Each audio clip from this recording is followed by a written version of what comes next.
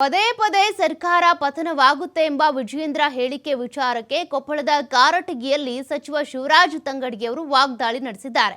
Vijayendra BJP ರಾಜ್ಯಾಧ್ಯಕ್ಷರು ಅಥವಾ ಜ್ಯೋತಿಷ್ಯರ ಗೊತ್ತಿಲ್ಲ, ಆದರೆ ಅವರ ಜ್ಯೋತಿಷ್ಯ ಎಲ್ಲವೂ ಸುಳ್ಳಾಗ್ತಾ ಇವೆ.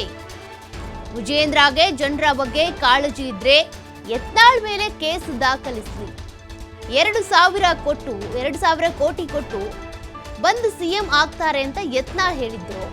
2,000 ಕೋಟಿ ಕೊಟ್ಟವ್ರು ಯಾರು, ತೆಗೆದುಕೊಂಡವ್ರು ಯಾರು, ಇಡಿ ಅವರು ಸಿಬಿಐ ಅವರು ಏನ್ ಮಾಡ್ತಾ ಇದ್ದಾರೆ ಅಂತ ಶಿವರಾಜ್ ತಂಗಡಗಿ ಅವರು ಪ್ರಶ್ನೆ ಮಾಡಿದ್ದಾರೆ.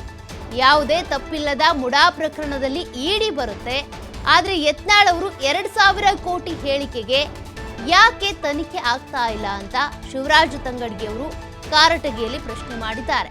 ವಿಜಯೇಂದ್ರ ಅವರು ಪದೇ ಪದೇ ಸರ್ಕಾರ ಪತನ ಆಗುತ್ತೆ ಅಂತ ಹೇಳ್ತಾನೆ ಇದ್ರು, ಆ ಹಬ್ಬಕ್ಕಾಗುತ್ತೆ ಈ ಹಬ್ಬಕ್ಕಾಗುತ್ತೆ ಅಂತ.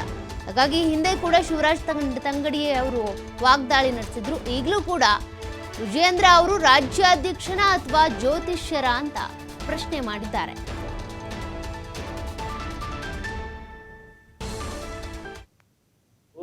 ರಾಜ್ಯದ ಅಧ್ಯಕ್ಷರು ಏನು ಜ್ಯೋತಿಷಗಾರರು ಗೊತ್ತಿಲ್ಲ ನನಗೆ, ಆದರೆ ಅವ್ರ ಜ್ಯೋತಿಷಿ ಎಲ್ಲವೂ ಸುಳ್ಳು ಆಗತ್ತೆ.